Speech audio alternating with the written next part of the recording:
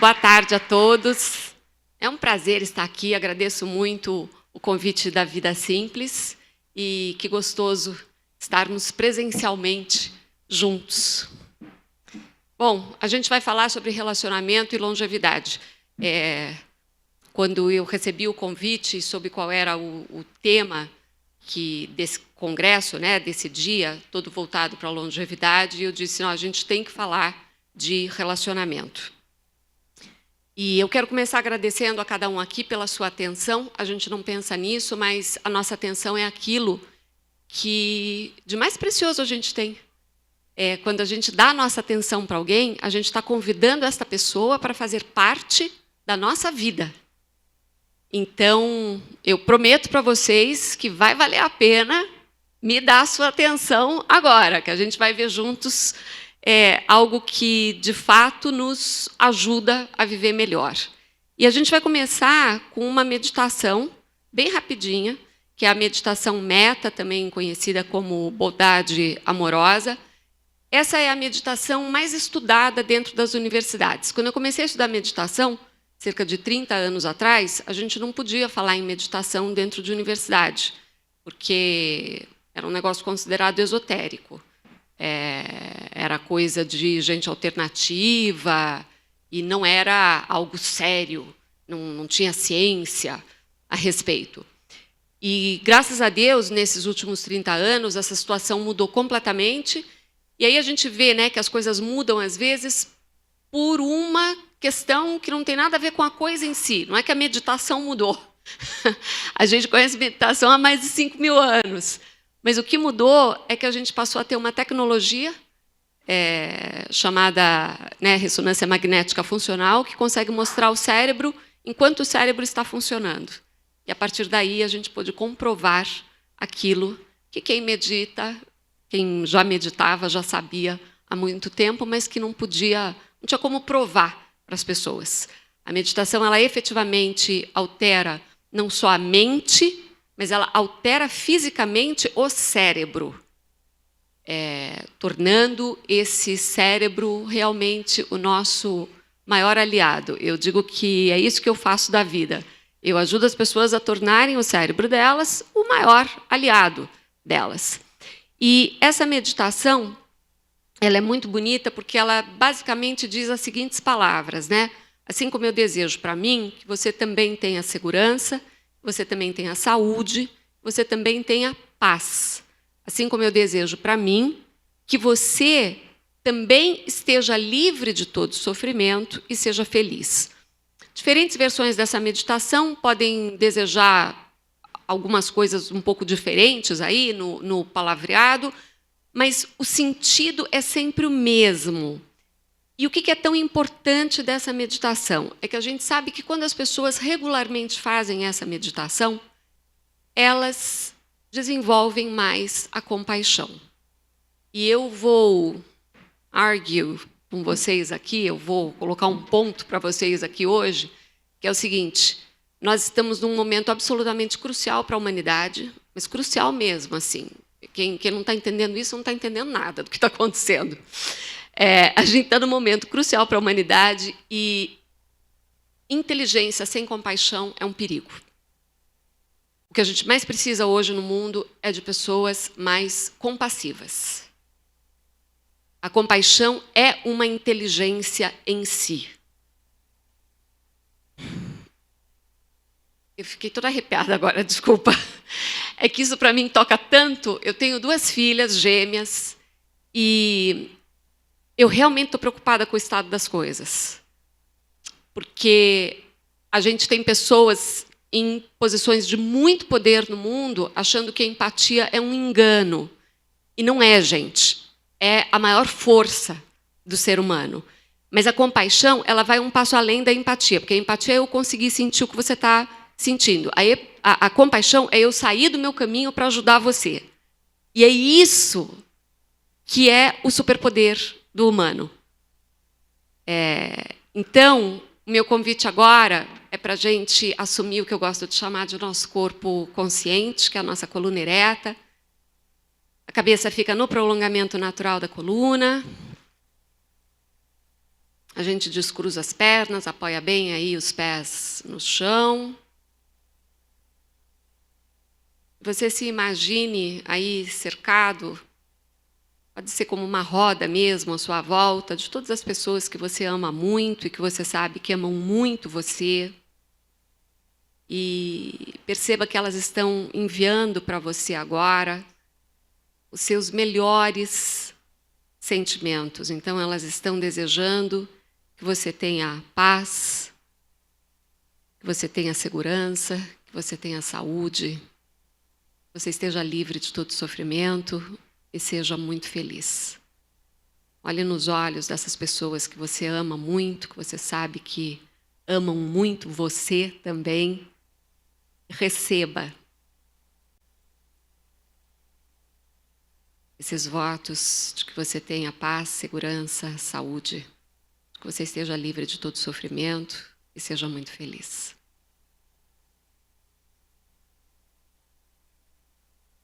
E agora, preenchido por esses melhores votos, você olha para cada uma dessas pessoas e você percebe que elas querem exatamente o mesmo que você. E você devolve a ela, a cada uma delas, os seus melhores votos também. Assim como eu desejo para mim que você também tenha paz, saúde e segurança, assim como eu desejo para mim que você também esteja livre de todo sofrimento e seja feliz. Permita-se agora aumentar esse círculo de pessoas para incluir todos que estão conosco aqui nessa sala, para incluir todas as pessoas deste bairro, da nossa cidade, do nosso país, para incluir toda a nossa grande família humana, percebendo que cada um de nós, na verdade, quer exatamente a mesma coisa, ainda que a gente tenha estratégias diferentes. Então, de todo o coração, envie para toda a humanidade os seus melhores votos, assim como eu desejo para mim, que todas as pessoas também tenham paz, saúde e segurança. Assim como eu desejo para mim, que todas as pessoas também estejam livres de todo sofrimento e sejam muito, muito felizes. A gente vai retornando aqui. Dá um quentinho no coração, é bom, né? Nós somos bons. Nós somos bons. E eu não vou cansar de repetir isso. Nós somos bons. A base científica dessa meditação, como eu disse, ela é grande, né? Tem diversos estudos a respeito dela, para quem se interessar. E é uma prática que vale a pena fazer um pouquinho dela, pelo menos uma vez por semana. Mas é importante a gente reconhecer que os outros querem a mesma coisa que a gente só muda a estratégia, é só isso. Aqui, só me apresentando rapidamente, eu trabalho com educação e eu ajudo realmente as pessoas a treinarem o cérebro e treinarem a mente para uma vida mais feliz. E eu faço isso por meio de palestras como essa, eu faço isso dentro de empresas e eu faço isso na minha plataforma digital, que é a Life is Good, onde eu tenho uma série de treinamentos. E vamos falar agora de longevidade. A gente está vivendo mais, o que é maravilhoso, mas a gente também quer viver melhor, não só mais, né? Então, vamos ver quais são os preditores, ou seja, aquilo que é o melhor indicador de uma vida longeva, de uma vida saudável e feliz. E o que eu posso fazer a partir de hoje para cuidar do meu eu, aqui do presente, para impactar positivamente o meu eu lá do futuro? O melhor preditor de longevidade, gente, não é o DNH, o DNA, ou seja, não é a nossa genética. É, na verdade, a qualidade das nossas relações. Quem mostra isso é o maior estudo de longevidade, saúde e felicidade que vem sendo conduzido dentro da Universidade de Harvard há mais de 85 anos. Eles já estão estudando agora a segunda e terceira geração do grupo original que começou esse estudo lá em 1938. Então, o que aconteceu em 1938? Eles pegaram um grupo de alunos que estavam entrando em Harvard, só homens, porque na época Harvard só aceitava homens, e pegaram também um grupo de jovens da área mais pobre da cidade de Boston, que é a maior cidade ali perto de Cambridge, onde fica a Universidade de Harvard. Entre esses jovens, para a imensa sorte desse estudo, havia até um jovem que veio a se tornar presidente dos Estados Unidos. E por que isso é uma tremenda sorte? Porque, veja, tem algo mais poderoso do que você se tornar presidente dos Estados Unidos? Poderia chegar à conclusão de que, olha, o que mais prevê sua saúde, sua longevidade, sua felicidade é quanto mais poder você tem, porque o mais feliz deles é aquele que virou presidente dos Estados Unidos. Mas não é isso que o estudo mostrou. O estudo mostrou, de forma muito clara, que o que mais conta para que a gente tenha muitos anos de vida com saúde e com felicidade é a qualidade dos nossos relacionamentos. Agora, pensa o seguinte, os caras conduzindo isso aqui são médicos, né? Já está na quarta geração já é o quarto diretor que esse estudo tem, que é um cara que eu adoro, chamado Robert Waldinger. Então, eles são médicos. Quando eles começaram a perceber isso, eles diziam, não é possível. Não é possível que relacionamento vá proteger a artéria coronária, vá conseguir que você não tenha um derrame, que você não desenvolva um câncer. Não é possível. E eles foram isolando tudo que era variável. E assim, é isso. É isso. Aí, por que, né, que é isso? As relações fortes, elas, na verdade, são grandes protetoras de estresse. E o estresse mata. O estresse adoece. Então, fundamentalmente, é isso. Assim, gente, viver não é para amador. É um troço complicado esse aqui. Então, se a gente está sozinho, tentando o melhor que pode, isso é muito mais estressante do que se a gente tem do nosso lado pessoas que estão nos ajudando, que estão nos dando a mão, né? E se a gente está podendo fazer o mesmo pelas pessoas. O cérebro humano, ele é tão espetacular, gente, quanto mais eu estudo, mais fascinada eu fico. Porque, assim, ele está todinho programado para a gente ser feliz na colaboração. Quando você ajuda os outros, você acha que você está ajudando o outro, a pessoa que você mais está ajudando é você mesmo. Porque faz um bem gigantesco para o seu cérebro, ele fica feliz, ele está programado para isso, né? E quando a gente fala em relacionamentos bons, a gente não está falando em quantidade de amigos que eu tenho, né? Quantidade de pessoas que eu posso chamar para a minha festa. Não é isso. É a qualidade dos relacionamentos, principalmente aqueles mais próximos de nós. E o que a gente sabe é que, assim, a gente precisa ter redes de apoio. E vou chamar aqui a atenção das mulheres para uma coisa que a gente não pensa, mas que, assim, as mulheres têm, elas vivem mais, em média, do que os homens. Então, você precisa ter redes de apoio femininas junto com você, na sua caminhada, né, ao longo da vida.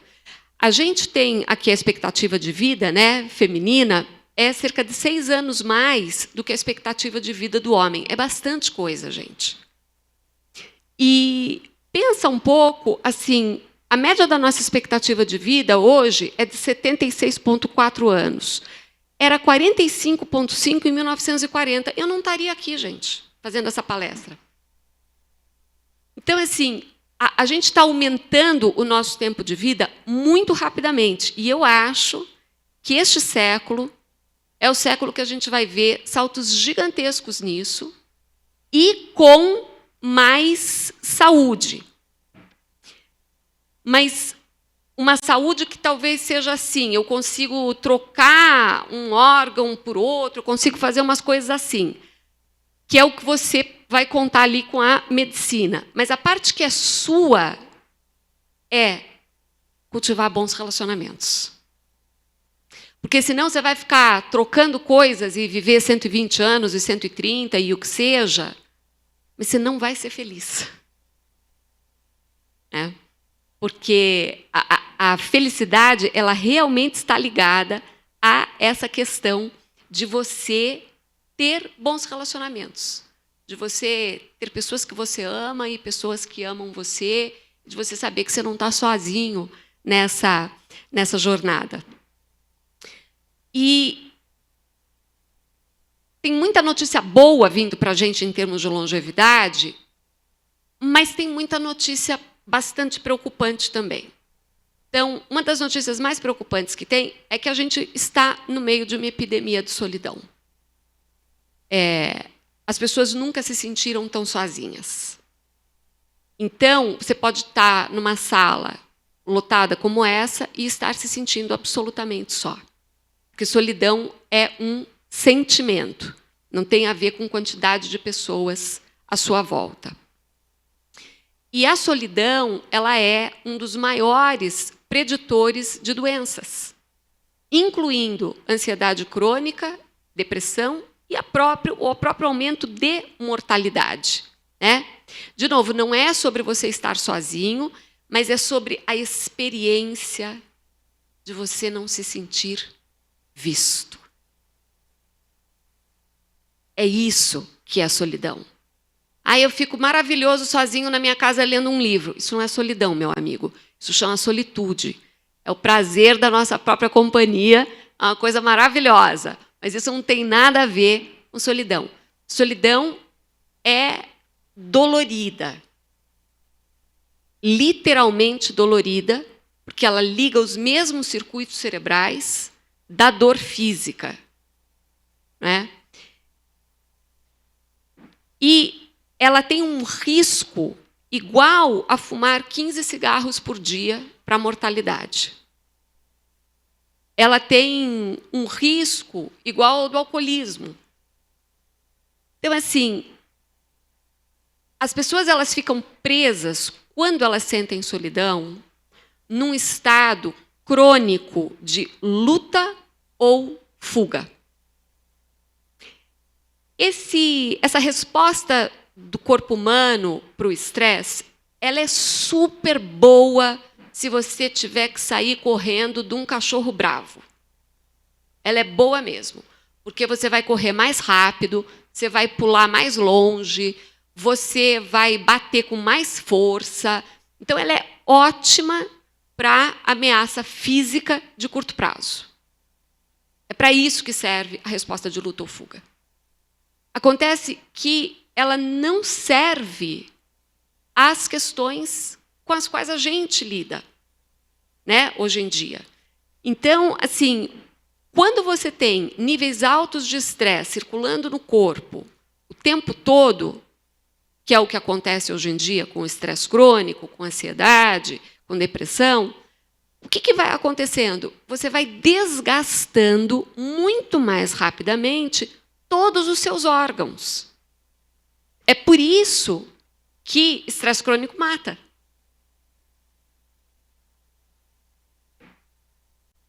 E aí, a gente sabe que tem aqui uma dicotomia, né? Porque nós estamos cada vez mais conectados digitalmente.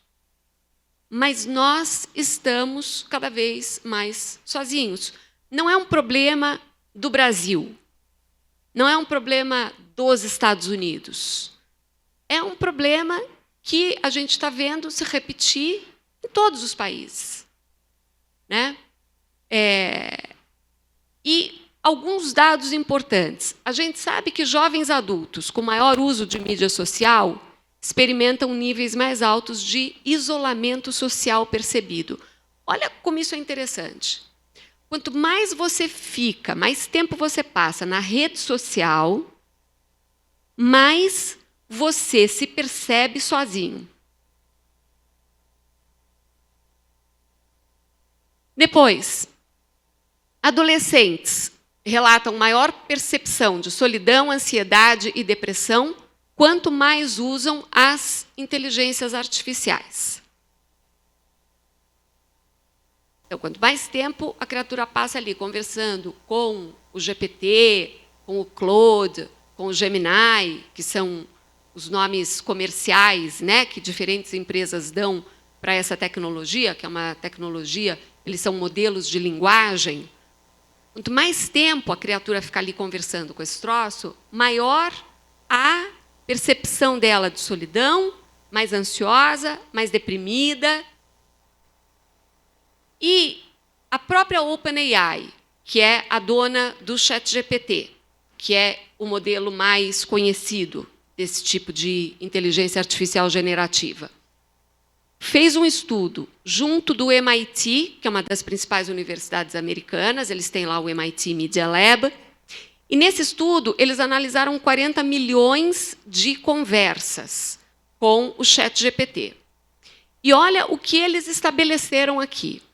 Usuários que engajam emocionalmente com a inteligência artificial relatam mais solidão e menos vínculos reais.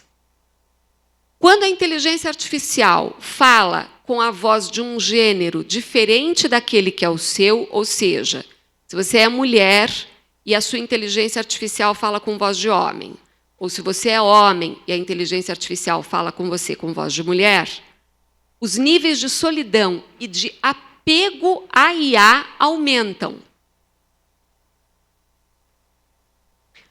O uso por mulheres mostrou queda na interação social após 4 semanas de uso intenso. Bastam 4 semanas de uso intenso. E a máquina parece humana. Isso porque a gente está falando com uma tela de computador. Imagina na hora que ele tiver exatamente a minha aparência. E que eu tocar e parecer também que eu estou tocando em pele. Só que ali dentro, gente, existe um programa de computador que, fundamentalmente, não se importa com você. E isso precisa ficar claro. Não tem como estabelecer relacionamento com máquina, porque a máquina não se importa com você. Aquilo é uma programação de computador. Mas o cérebro humano tem algumas grandes fragilidades. E as tecnologias atuais, elas fazem uso dessas fragilidades para nos manter mais engajados com a tecnologia. Uma dessas grandes fragilidades é que o cérebro humano busca conexão. Ele quer se conectar. A gente busca o rosto humano quando a gente olha para a nuvem no céu e para formações montanhosas. A gente busca conexão porque a nossa sobrevivência depende de conexão. Então, assim, é tão sério tudo isso que está acontecendo que eu ensinava dentro da universidade, eu criei para a ESPM no Brasil o primeiro curso de Ciência da Felicidade e de Mindfulness. E aí eu ensinava meus alunos que a curva da felicidade é uma curva em U. É o que a gente, a vida inteira, ensinou. Por que é uma curva em U? Porque olha ali o que acontece. Se você olhar a linha verdinha, que era a linha que a gente ensinava, você vê que a felicidade ela tem um pico ali na juventude, daí ela desce na meia-idade e depois ela tem outro pico ali quando a gente é mais velho. Então, por isso que a gente fala que é uma curva em U. Só que, de 2022 para cá, essa curva mudou. E não foi no Brasil. De novo, os cientistas foram estudando país, e a curva muda em todos. Então, o que a gente está vendo a partir de 2010, há uma mudança importante em como a gente se sente. E a gente passa a se sentir pior. Aí, 2010, é o lançamento do Instagram, TikTok foi lançado em 2016, e a gente não conhecia nada dessas tecnologias, e a gente entregou tudo isso na mão, inclusive, das crianças. Hoje, a gente sabe que essas tecnologias são absolutamente viciantes, da mesma forma que é uma droga. Igual, vicia. E o cérebro ele tem um mecanismo muito interessante que ele sempre busca voltar ao equilíbrio. Então, se você fica dando um monte de dose para ele de recompensa fácil, rápida, divorciada de qualquer esforço, ele vai, do outro lado, compensar com um sentimento de vazio, de não está suficiente, não é bom o bastante, para o troço voltar ali para o equilíbrio. E como qualquer droga, quanto mais você usa, menos efeito ela vai fazendo ao longo do tempo. E aí você precisa aumentar a dose para poder ter a mesma sensação que você tinha antes. Então, uma reflexão.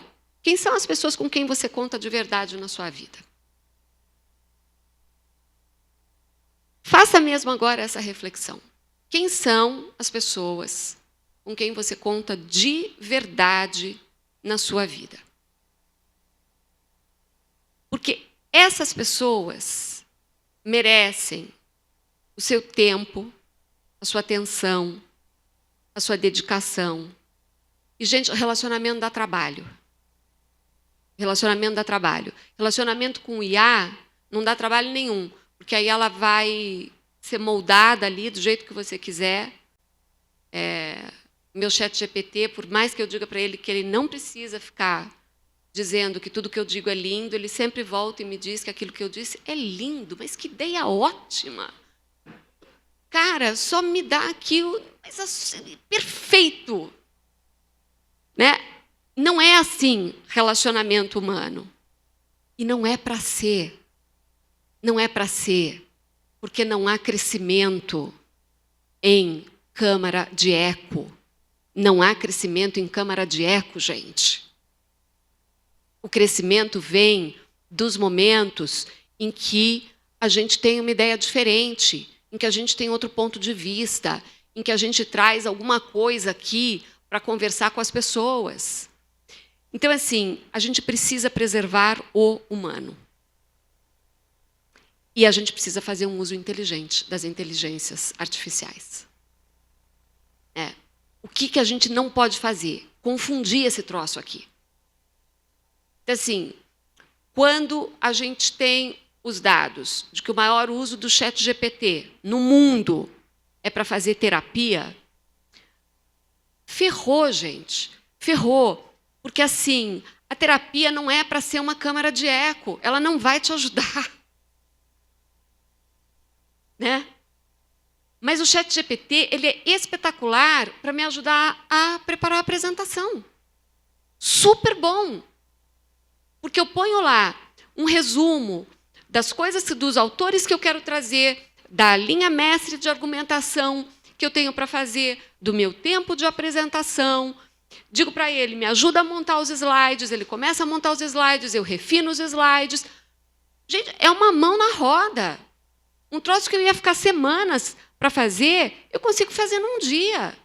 Então, putz, boa ferramenta de produtividade, mas é ferramenta.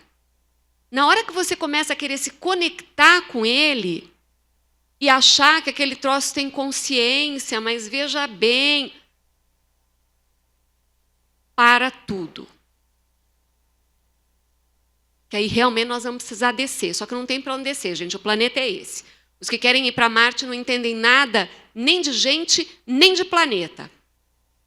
Porque o troço é inabitável. Né? Então, assim, a gente precisa começar a combater as ilusões. E falar alto a respeito disso. Então, assim, o Zuckerberg deu uma entrevista dizendo que os adultos precisam de 15 amigos. Ninguém sabe de onde ele tirou esse número. Ele não falou qual é a pesquisa, todo mundo já cansou de procurar essa pesquisa, não existe. Mas ele chegou a essa conclusão. O cara é um gênio. E ele disse que os americanos hoje têm cerca de 3 amigos. Então, ele teve uma super ideia. Vamos criar companheiros digitais. O Elon Musk, no podcast do Joe Rogan, disse o seguinte, que a fraqueza fundamental da civilização ocidental é a empatia. O cara é um gênio na matemática, na robótica. O cara não entende nada de ser humano. Para a gente ter bem claro, todos os estudos nos mostram que o que nos trouxe até aqui, o que torna a nossa espécie a espécie mais poderosa no planeta, é a nossa capacidade de colaboração e colaboração em larga escala. Essa afirmação ela pode ser feita por meio da história. Yuval Noah Harari, maior historiador vivo hoje, autor de Homo Sapiens, autor de Sapiens, de Homo Deus, né? Ele mostra isso por meio da história. Se a gente pegar o Dacher Keltner, Universidade da Califórnia, psicólogo brilhante da linha evolucionista. Como é que a humanidade evoluiu? Vai mostrar a mesmíssima coisa. Né? E ele diz o seguinte, o maior traço adaptativo da espécie humana é a colaboração. Só existe colaboração com empatia. Não dá para você colaborar se você não tem empatia. E mais do que isso, gente, só dá para colaborar quando existe confiança. E a gente está vendo uma destruição sistemática da confiança nas sociedades. Isso é grave. É uma coisa assim, que cada um tem que pensar como indivíduo e como cidadão, como é que se coloca num mundo no qual a gente precisa reconstruir o respeito, a empatia e a confiança. Porque a nossa sobrevivência depende disso. Como é que a gente faz para cultivar bons relacionamentos? Bom, tem algumas chaves aí que são bem interessantes para a longevidade relacional e do indivíduo. Uma delas é escuta empática. O que é escuta empática? Em geral, a gente escuta os outros para responder. A outra pessoa ainda está no meio da fala dela e você já está com a sua resposta ali preparada. A escuta empática, ela escuta para compreender. Primeiro, ela quer compreender o raciocínio do outro, da onde o outro está vindo, qual é a experiência do outro, para depois ver como é que vai ser a resposta. Né? E a escuta empática, ela é uma escuta que ela vai além da racionalidade. Ela vai também para o nosso coração. Não existe esse achar que dá para ser só racional ou só emocional. O ser humano é os dois. É tudo junto, é tudo misturado. Quando você começa a querer separar, você começa a ter problemas. Né? Você vai para a falta de empatia. Você começa a justificar o injustificável. A presença plena. O que é a presença plena? Gente, é uma qualidade de ser e de estar a cada momento na sua vida. Né? Eu tenho um treinamento que se chama Reprogramação Geral da Presença, que é fundamentalmente ensinando as pessoas aqui como é que eu cultivo presença plena. A cada momento. A gente tem a questão da construção de comunidades fortes e de confiança. Se nós perdemos a confiança, nós não temos como colaborar. Se nós não temos como colaborar, esquece, gente. Esquece. Que cada um de nós sozinho é muito frágil. É na hora que a gente colabora uns com os outros que aí a gente fica imbatível, é maravilhoso. Né? Cuidar dos vínculos é cuidar do que existe de mais humano em nós. Na hora que você tira os vínculos, você vai perdendo a humanidade. E é isso que a gente não pode ficar assistindo ser feito e não entender com o que a gente está lidando. Às vezes eu me pergunto se nós somos os últimos Homo sapiens. Não é uma pergunta retórica. De verdade, eu às vezes me pergunto se nós somos os últimos Homo sapiens. Quando a nossa espécie se tornou a principal espécie, havia uma série de outros hominídeos habitando a Terra. E eles foram sendo extintos. E ficamos nós, né? Essa espécie aqui chamada Homo sapiens. E eu tenho mesmo me perguntado se com as IAs a gente vai acabar se tornando uma outra espécie. E não acho que é impossível. Acho que é bem possível que sim. Que a gente, de fato, acabe se tornando uma outra espécie conforme a gente vá se juntando mais, conforme a gente vá trazendo essas IAs, inclusive, para dentro do corpo. Né? Que uma coisa é você usar um braço mecânico. Outra coisa é você ter algo que está no seu cérebro e que influi na sua mente. A gente vai indo para algumas coisas mais complicadas. Mas não me parece que esse é o ponto mais importante. Para mim, o fundamental é que a gente consiga manter aquilo que existe de mais bonito em nós. E esse mais bonito em nós é exatamente, gente, a empatia e a compaixão. É o desejo que a gente tem de cuidar uns dos outros. Seja lá o que for que a gente venha a se transformar, que a gente não perca isso.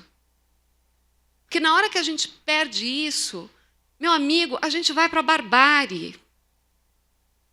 E você pode dizer, tudo bem, porque o que está sendo perseguido é o que tem cabelo azul e eu não tenho cabelo azul. Mas a perseguição ela começa pelo cabelo azul, mas um dia ela chega em você. Ela sempre chega, gente. Porque uma vez que você abre essa caixa de Pandora da não empatia, da não compaixão, do eu primeiro e o resto que se dane, isto é uma caixa de Pandora. E a humanidade não ganha nada com isso. Mas ela se perde. A nossa saúde, a nossa felicidade, a nossa longevidade dependem da qualidade dos nossos relacionamentos. A gente vive numa sociedade que valoriza muito o chamado tempo produtivo, sendo que a gente entende esse produtivo de uma forma bastante estreita como o tempo que gera dinheiro, de alguma forma. Portanto, não é considerado tempo produtivo o tempo que a mãe e o pai estão cuidando do filho. o tempo que você está cuidando do seu pai e da sua mãe idosos. O tempo que você está ajudando um amigo seu que está precisando. Nada disso é considerado tempo produtivo para nós. O tempo que não é produtivo, no entendimento nosso de sociedade, é justamente o tempo dos afetos e dos cuidados. E aqui, de novo, as mulheres têm uma sobrecarga, porque nós somos, em geral, as cuidadoras das pontas da vida.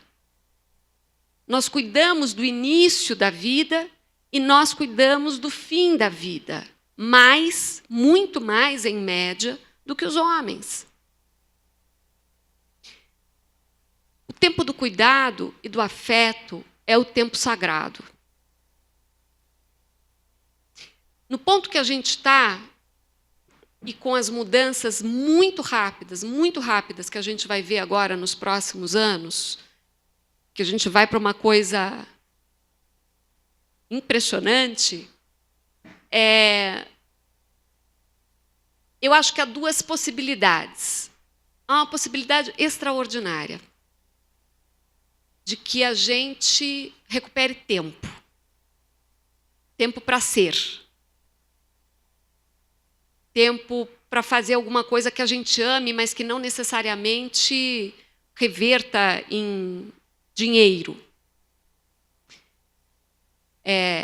E que a gente vá ter, ao mesmo tempo, uma sociedade muito mais rica, porque a gente terá essas inteligências artificiais trabalhando para nós, conosco. Mas tem uma outra possibilidade, né? Que é uma possibilidade ruim,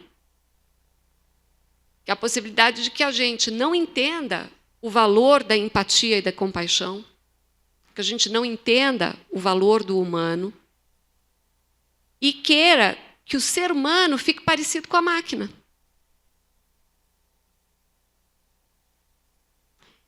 E aí vai ser triste, porque não é do humano ser máquina.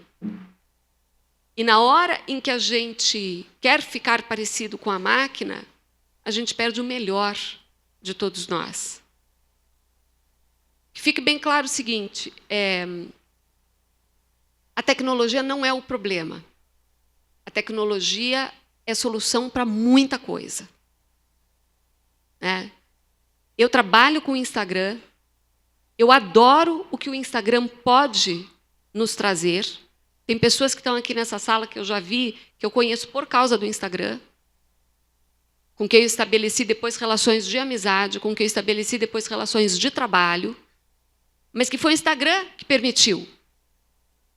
O meu ponto é, entenda o que você pode querer ou não daquela tecnologia.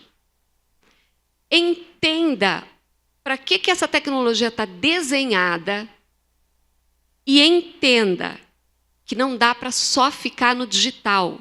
O digital é um a mais. Mas a nossa vida, ela acontece aqui, no real. Na hora que a gente pode dar um abraço um no outro.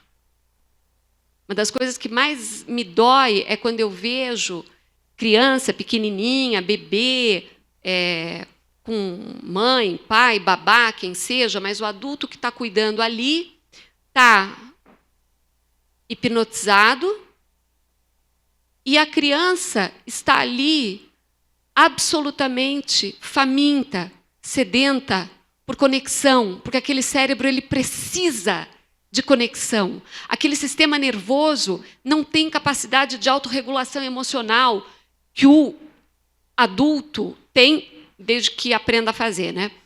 Porque se não aprender a fazer também não tem. Mas o adulto tem essa capacidade, mas as crianças elas não têm. Elas precisam fazer corregulação.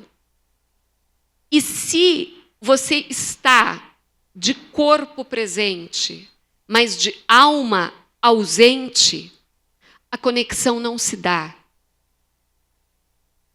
Gente, essa janela de aprendizado do bebê, da criança pequena, do adolescente. Ela é uma janela, depois ela fecha. Então, assim, eu vi ontem, e aí pensei, vou usar isso na palestra. Vi no Instagram uma artista norte-americana que eu nunca tinha visto. Foi o Instagram que me apresentou, fiquei feliz.